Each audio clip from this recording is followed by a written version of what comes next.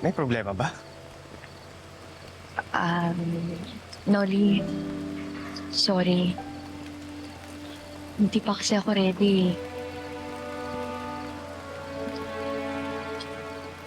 Anong masama dun? Tayo naman na. Noli, sorry po.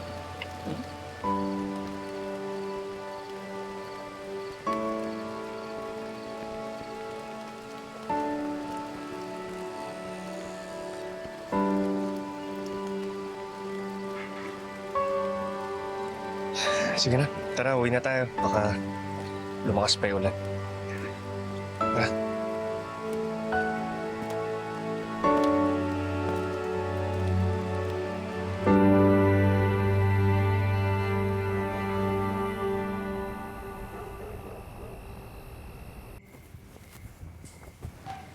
Ninyo, baby, ha? Dito muna ako tutulog sa kwarto mo kasi si Emma nandun sa kwarto ko. Sige po, Mamay. Mamay, bakit parang nag-aalala po kayo? Nag-aala ako para kay Emma. Wala ko, nakita ko mukhang delikado yung lalaki naghahanap sa kanya. Mamay, magdasal po tayo. Magdasal po natin si siyang Emma.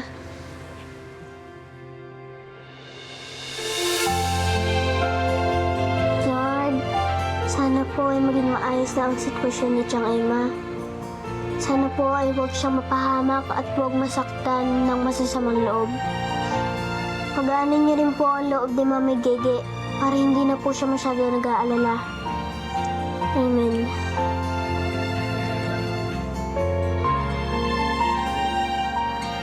Sige, tulog ka tayo.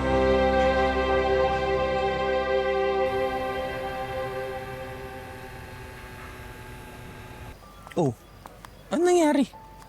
Akala ba okay na okay kayo? Tapos inaya ka pa niya, di ba, na lumabas kayo? Ang sweet-sweet niyo pa. Kung alam, Sir Victor eh. Pakiramdam ko, minsan, parang may nakaharang na patir sa amin dalawa.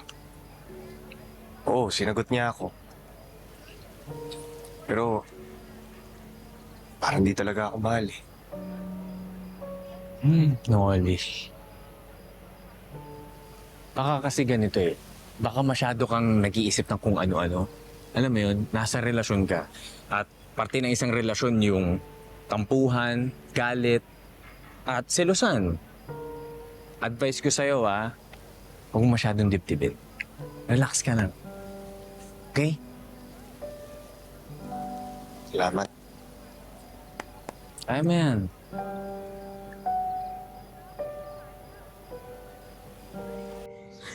Tama na! Wag! Tama na! Wag! Wag! Emma! Emma! Emma! Uy, okay ka lang? Emma, tama na. Andito ako.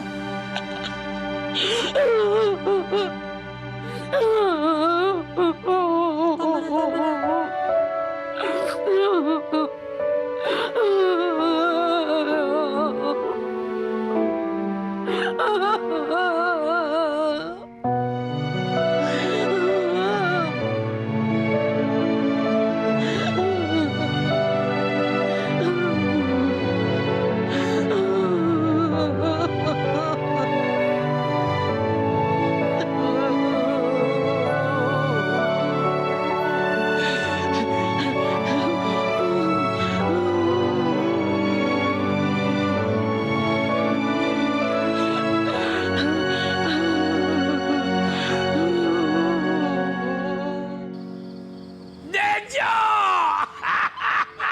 Ang ginagawa mo dito, ha? Napatpad ka sa teritoryo ko, ha?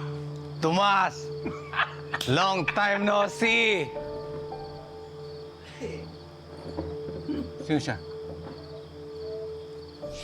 Yota ako. Ikaw naman. Eh, ikaw. Sino ka?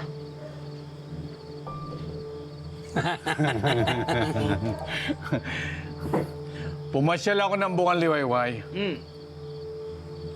Naisipan ko duman dito sa'yo para kumustahin ka. Wah! Tatay, ano ka? Oo.